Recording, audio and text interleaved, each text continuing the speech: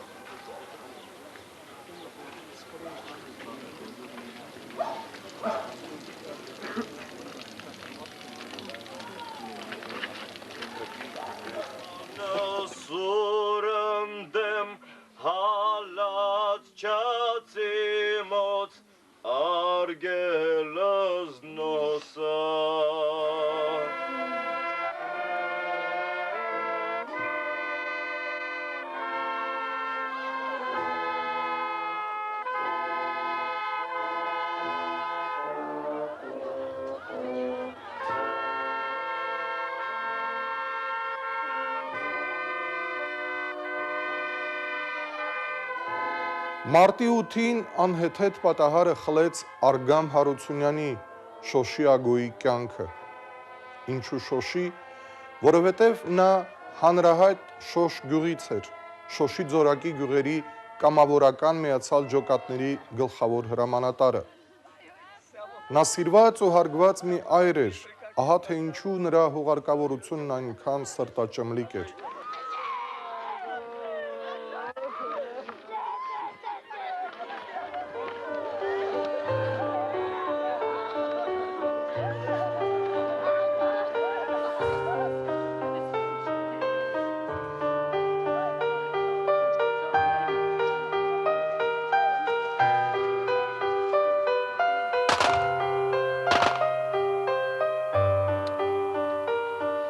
Ես հիշում եմ նրա հարսանիքը 92-ի հոկտեմբերին, հարսանիք Շուշիի քթի տակ, որտեղից ազերիները Աստծո օրը կրակ էին թափում շոշեցիների գլխին, մինչև Ագոն իր մարտական ընկերների հետ չազատագրեց մեր հինավուրց մայրաքաղաքը։ Որքան երջանիկ էր նա այդ օրը։ Իսկ այստեղ, այս կադրերում Ագոն իր մարտական ընկերների հետ է։ Ավաղ այսօր չկան ոչ Ագոն, ոչ էլ Աշոտը։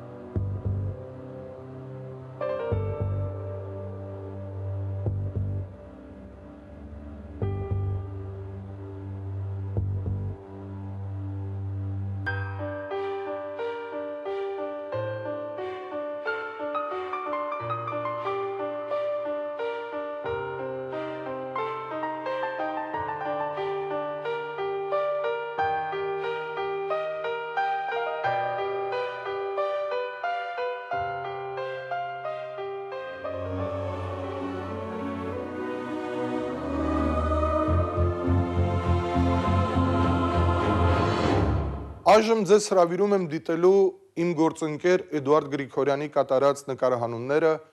Մայր Արաքսի ափերին դարձյալ մարտ ամսին։ Ճիշտ է, ժապավենի որակն այն չէ, սակայն կռիվը Սարքովի չէ, ինչպես կինոյում, այլ իրական։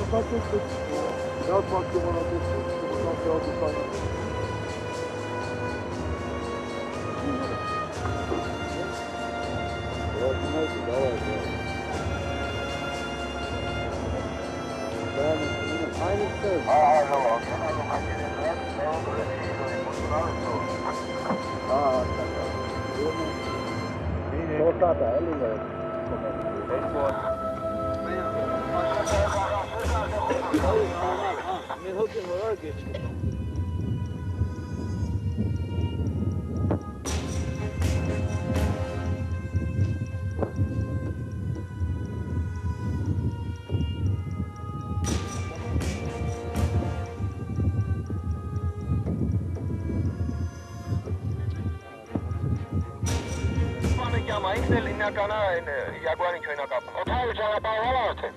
Հա։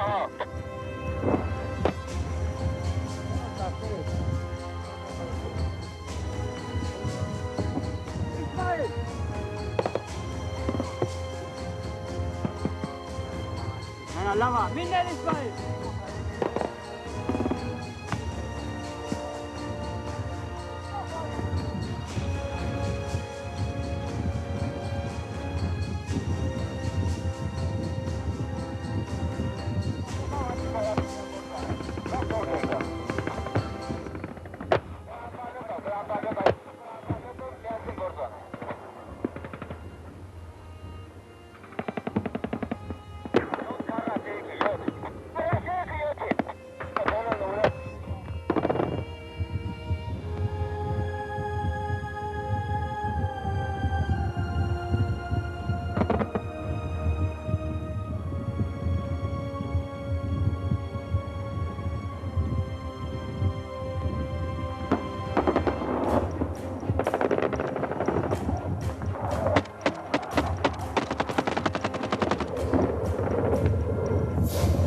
Erpat, akurat.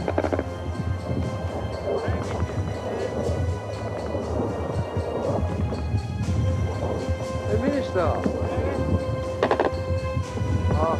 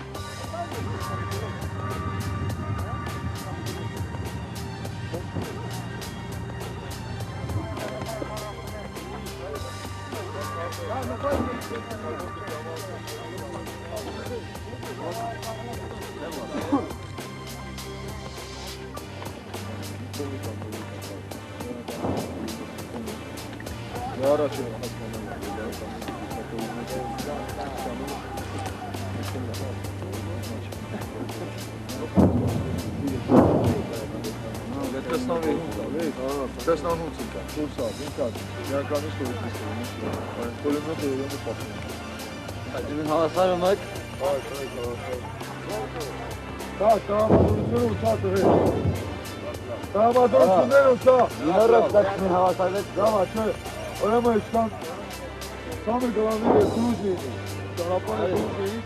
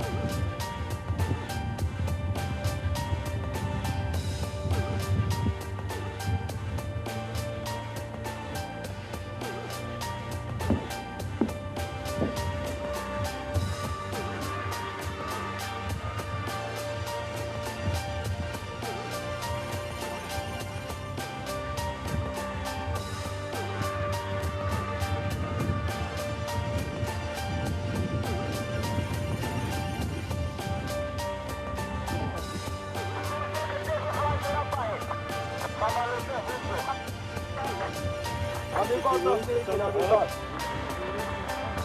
Ամիրբար 13։ Ամիրբար 13։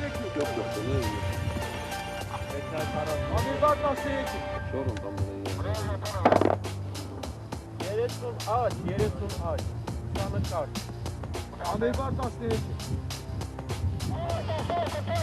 Თხე до воздуха։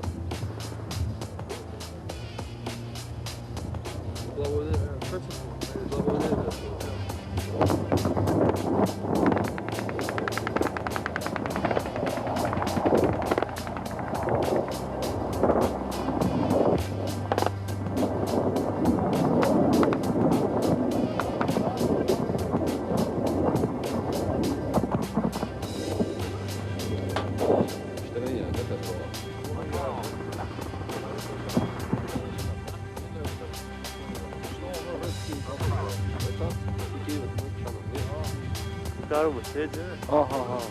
ասա ուլիկալն է։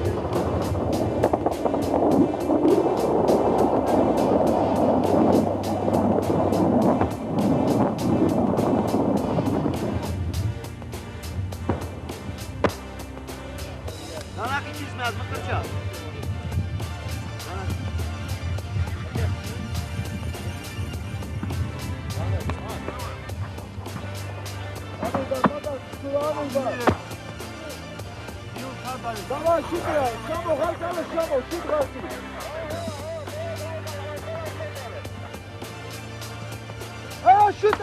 Şut askatsi. Abi yere bir kez atıyorsun.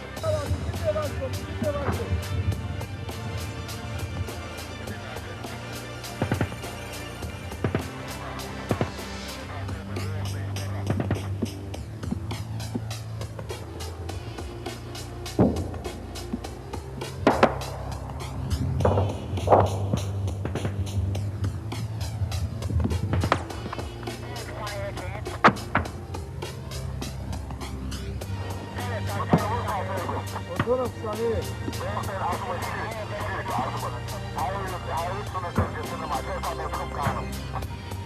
Başka türlü.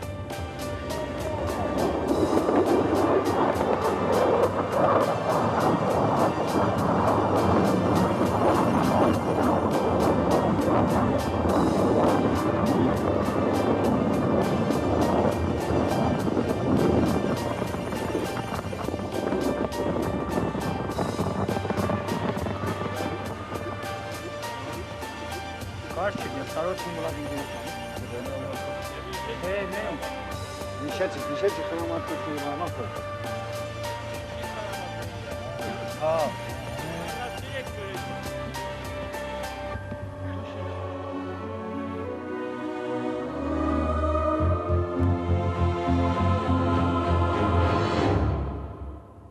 Իդեպ այդ օրերին այդ նույն վայրերում նկարահանումներ էր կատարում նաև նավիգատոր Ստուձան Կարեն Գևորգյանի ղեկավարությամբ։ Այդ եւ խմբի մյուս նկարահանումները հետագայում հիմք են հանդիսացել Ղարաբաղյան պատերազմի մասին ֆիլմեր ստեղծելու համար։ Իսկ կոնկրետ այս կադրերը վերցված են Երկընտրանք ֆիլմից։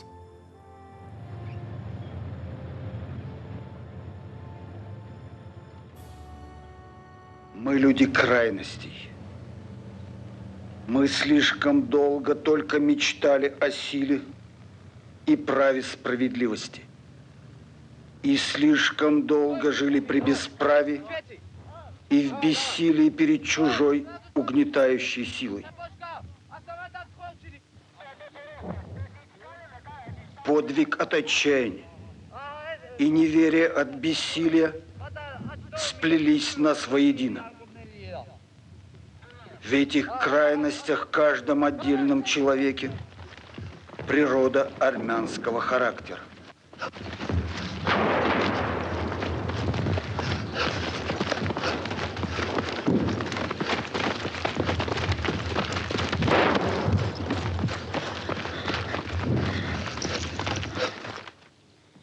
Я спрашиваю себя,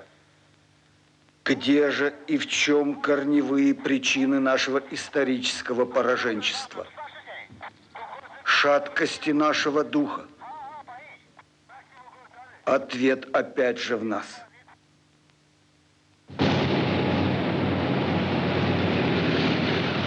Наше сознание и наша государственность на заре своего возникновения рождались как система зависимая от внешнего влияния и связанная с ним. Так что сознание зависимости в наших истоках.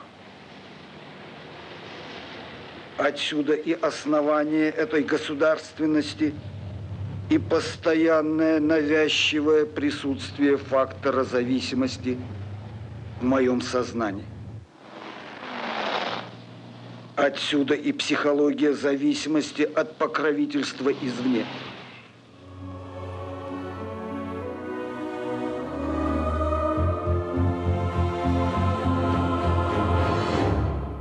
Մարտի 17-ին բոթը տարածվեց կայծակի արագությամբ, զոհվել է Սամվել Սաֆարյանը, շախմատիստ Սամվելը, հրետանային բրիգադի հրամանատարը։ Մենք արդեն արձանագրել ենք, որ փետրվարի 18-ին մերոնք վերջնականապես գրավել էին Օմարի Լեռնանցքը, սակայն ազերիները չէին ուզում հաշտվել այդ մտքի հետ և մարտի կեսերին նրանց հաջողվեց 1-2 բարձունք վերցնել։ Եվ ահա Սամվելը և կենտրոնական ենթակայության 82 մմ-անոց ականանետային դիվիզիոնի հրամանատար Սուրեն Անտոնյանը մեկնել էին Օմար, տեղանքն ուսումնասիրելու և հրետանու առաջիկա գործողությունները մշակելու համար։ Սակայն թշնամին նկատեց մեր մեքենան, որը վարում էր Կամո Հայրապետյանը, և ուղիղ նշանառությամբ խոցեց այն։ Հաջորդ օրը հայ ազատամարտիկները ետ գրավեցին այդ բարձունքները, սակայն տղերքն արդեն չկային։ Նրանց ուղարկավորության օրը համընդհանուր սուգ էր և Ստեփանակերտի հուշահամալիրն ավելի ողբերգական տեսք ուներ։ Կամոյին ես չէի ճանաչում, Սուրիկին հանդիպել ու նկարահանել էինք 93-ի ամռանը, իսկ Սամվելի հետ մենք ընկերներ էինք։ 94-ի հուլիսին լրացավ Սամվել Սաֆարյանի ծննդյան 33-րդ տարեդարձը և մենք հաղորդում պատրաստեցինք նրա մասին։ Ահա մի հատված այդ հաղորդումից։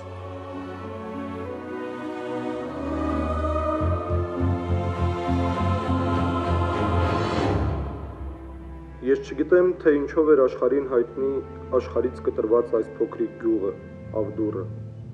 բայց գիտեմ, որ հիմա, եթե ոչ աշխարհին, ապա գոնե հայությանը հայտնի է իր Սամվելով։ Ենթադրում էին արդյոք Միքայել և Մանիկ Սաֆարյանները, որ իրենց որդի Սամվելը դառնալու է ազգի հերոս։ Հավանաբար ոչ։ Եվ Սամվելը ինքն էլ չէր մտածում, անում էր այն, ինչ խիղճն էր թելադրում։ Երկրորդ աշխարհամարտից հետո ծնված յուրաքանչյուր արցախցու կյանք բաժանվում է երկու մասի՝ մինչև 1988 թվականը եւ դրանից հետո։ Եթե մինչև մեր գոյամարտը մեր արարքներին առանձնակի կարևորություն չէր տրվում, ապա 88-ից այս կողմ դրանց գնահատման չափանիշները փոխվեցինք մենք բոլորս։ Բացառություն չէ նաև Սամվել Սաֆարյանը։ Ավարտելով Հայրենի գյուղի 8-ամյա դպրոցը, Սամվելը ուսումը շարունակեց Երևանի պետական համալսարանին կից ֆիզիկա-մաթեմատիկական գիշերօթիկ միջնակարգ դպրոցում, ապա փայլուն գնահատականներով ընդունվեց համալսարան եւ հարուստ գիտելիքներ ձեռք բերած վերադարձավ Արցախ։ Ոմանց նման կարող էր մնալ Երևանում, աշխատանք առաջարկել էին, մնալու տեղ կար, բայց գերադասեց տուն վերադառնալ, լինել մոր կողքին, փոխարինել վաղաժամ ողբերգաբար զոհված հորը։ Հետո ճակատագիրը նրան բերեց Ստեփանակերտ, շախմատի դպրոց, որտեղ էլ կայացավ մեր ծանոթությունը, որը հետագայում վերաճեց մտերմության, անշահախնդիր ընկերության։ Իսկ Ղարաբաղյան շարժումն արդեն սկսվել էր, եւ Սամվելի կյանքը նոր իմաստ էր ստացել։ Ինչպիսի կրկոտությամբ էր նա վիճում նրանց հետ, ովքեր երկչոտությամբ են խոսում վերամիավորման մասին։ Իսկ երբ գործը տեսական վեճերից անցավ պրակտիկ գործողությունների, նա առաջիններից մեկը հրացանը ձեռքին պաշտպան կանգնեց Հայրենի Աբդուրին, որը Գյուլապլուից թիրախ էր թուրքի տանկի համար, իսկ թշնամու հետևակը երբեմն այնքան էր մոտենում գյուղին, որ ավտոմատից կրակած փամփուշտները տներն էին ընկնում։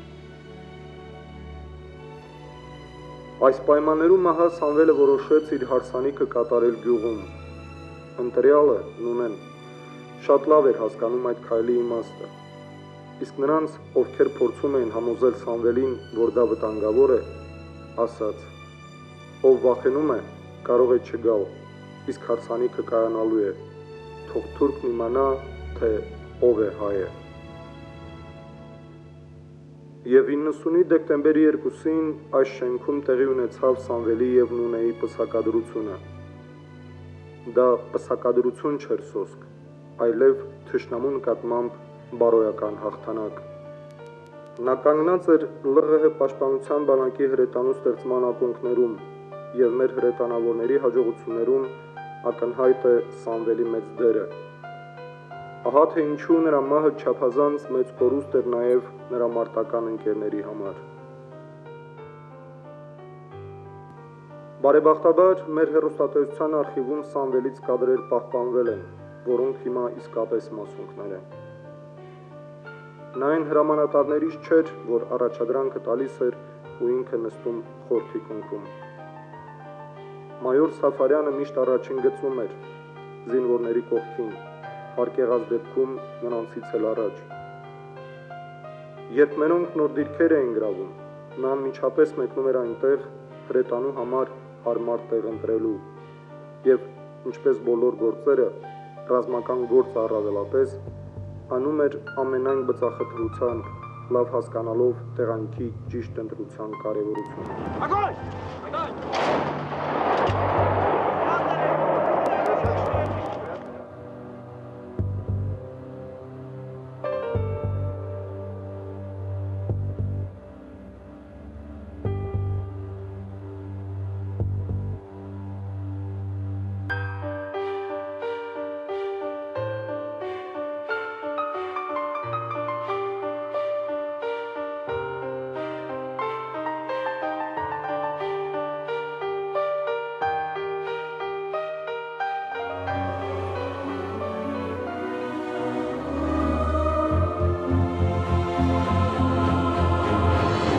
Այո, զինադադարին 2 ամիս էլ չէր մնում, և ահա, իրոք որ հողը արյունով են պահում, այսքանը բարին ընձեզ։